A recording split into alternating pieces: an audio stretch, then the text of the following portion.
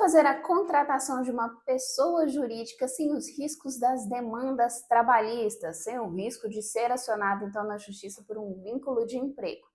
Esse é o primeiro de muitos vídeos que eu vou trazer aqui nesse canal para instruir você, empresário, você, profissional do RH, a como lidar com essas demandas, como evitar estes riscos e como passar por eles então de forma segura, que é o que todos nós queremos para lucrar mais como empresários e ter então aí uma possibilidade de ampliação e expansão dos meus negócios de forma segura. Primeiro de tudo, nesse vídeo de hoje, a gente tem que lembrar que uma pessoa jurídica só pode contratar um prestador de serviço pessoa jurídica. Então, não existe a contratação de prestação de serviços de pessoa jurídica para pessoa física. A gente vai estar sempre falando no âmbito aí empresarial. É o primeiro cuidado que você tem que ter. Então, vou contratar essa pessoa jurídica, vou contratar esse prestador de serviço, então eu quero ali o CNPJ. A inscrição da atividade dessa pessoa tem que bater com a contratação daquilo que eu quero, né? Não dá para ter um CNPJ, por exemplo, de vendas e trabalhar numa área de produção que não tem nada a ver com as vendas ali que eu estou contratando. Então, esses são alguns dos cuidados que a gente tem que ter. Então, hoje especificamente, a gente vai falar dessa análise documental aí para ter essa contratação de forma segura. Profissional do RH que está vendo esse vídeo, profissional, o empresário que ainda não tem esse profissional do RH que fique responsável por essa parte da empresa. Então a gente vai ter que ter o seguinte: eu quero um prestador de serviço na área de vendas. É perfeitamente possível, né? Desde atividade fim e atividade meio. O que é uma atividade fim e o que é uma atividade meio da empresa? Se eu tenho uma empresa que vende produtos cosméticos, vamos falar assim.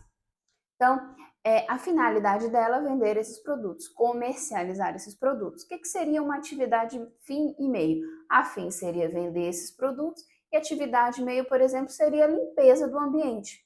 Né? Não tem a ver com não tem a ver com a finalidade, que é a venda, a comercialização desses produtos, mas tem a ver com a organização e estruturação da empresa. Então, eu posso terceirizar, por exemplo, uma empresa que faça só a limpeza desse ambiente onde são fabricados, onde são estocados esses produtos. Então, para a gente entender hoje atividade fim, atividade meio. Todas as duas podem ser objetos de prestação de serviço, mas a gente vai focar hoje na prestação de serviço da atividade fim, que é a que normalmente gera mais problemas, porque ela pode se caracterizar um vínculo empregatício quando eu não me atento a alguns cuidados que eu tenho que ter. Hoje, especificamente, a gente vai falar da formalização desse contrato. Então, quando eu vou contratar, eu tenho que essa pessoa trazer para mim o cartão de CNPJ dela, inscrição, né? CNPJ, seja pelo MEI, seja empresa de pequeno porte, uma EIRELI, algumas pessoas falam de formas diferentes, né? Não tem problema.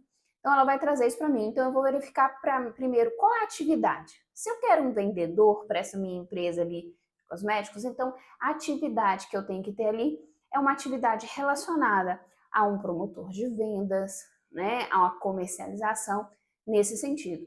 Tá, passei por essa fase, então agora a gente vai estabelecer como que vai dar essa contratação desse promotor de vendas aí, que a gente vai chamar assim. Ele vai atuar numa área determinada, específica, ele vai atuar de forma livre, ele tem ali um quadro de metas, como que vai ser isso? Por que a gente tem que delimitar? Porque o prestador de serviço, ele não cumpre necessariamente um horário. Você passa o serviço para ele e através disso ele tem que te retornar com esse serviço para que ele receba pela contratação da qual nós estamos ali lidando na situação. Então, é um dos cuidados que a gente vai ter, mas a gente está falando de formalização do contrato. Ele trouxe toda essa documentação. Nesse contrato, eu vou delimitar o que a gente chama de localização geográfica, se houver, ela pode ser livre, mas eu posso delimitar.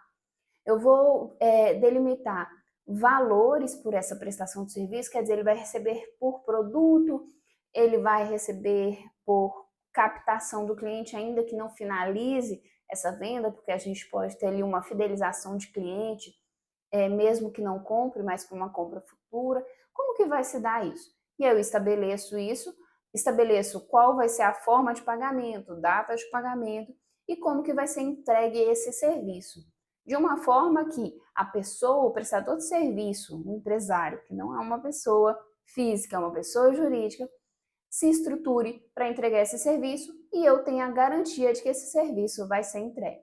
Então, para a formalização, a gente vai analisar essas documentações e procure sempre um profissional da área que entenda que não vai pegar um contrato modelo da internet e vai fazer de qualquer forma.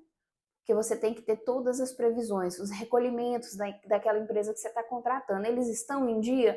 Ou é uma empresa que a gente fala para inglês ver? Ele só tem um CNPJ. Todos esses cuidados parecem ser rigorosos demais, mas são eles que, no final das contas, vai evitar que você tenha uma demanda trabalhista. Porque ganhar uma ação trabalhista não é ter exatamente sucesso. Sucesso é não ter aquela ação. Porque quando você sofre uma ação trabalhista, você tem que contratar um advogado para uma defesa e você tem um custo disso. Quando você trabalha de uma forma correta, de uma forma preventiva, então você elimina esses riscos aí dessa ação. Então eu te garanto que você vai estar ganhando muito mais dessa forma. Relembrando, formalização de contrato. A gente vai analisar a documentação desse prestador de serviço, se ele tem um CNPJ, se os seus impostos estão em dia, se de fato ele já atua naquela área, dependendo, você precisa de uma determinada experiência. Você vai lembrar que quando você teve um funcionário que abriu um CNPJ para agora então ser prestador de serviços, ele não vai poder imediatamente que ele saia da sua empresa, do seu quadro de funcionários, ser contratado por essa empresa. Mas isso é uma coisa que eu vou falar num outro vídeo. Hoje eu só quero te alertar a isso. Vai contratar PJ? Então contrata alguém que tenha uma pessoa jurídica, né? Não vai contratar uma pessoa física para ela abrir depois uma pessoa jurídica e de repente aí configurar uma má-fé, uma pejotização, que é o que a gente usa no termo jurídico. Então, fique ligado. Quer mais conteúdos como esse? Então se inscreve no canal, curte, compartilha, deixa seu comentário, vamos interagir.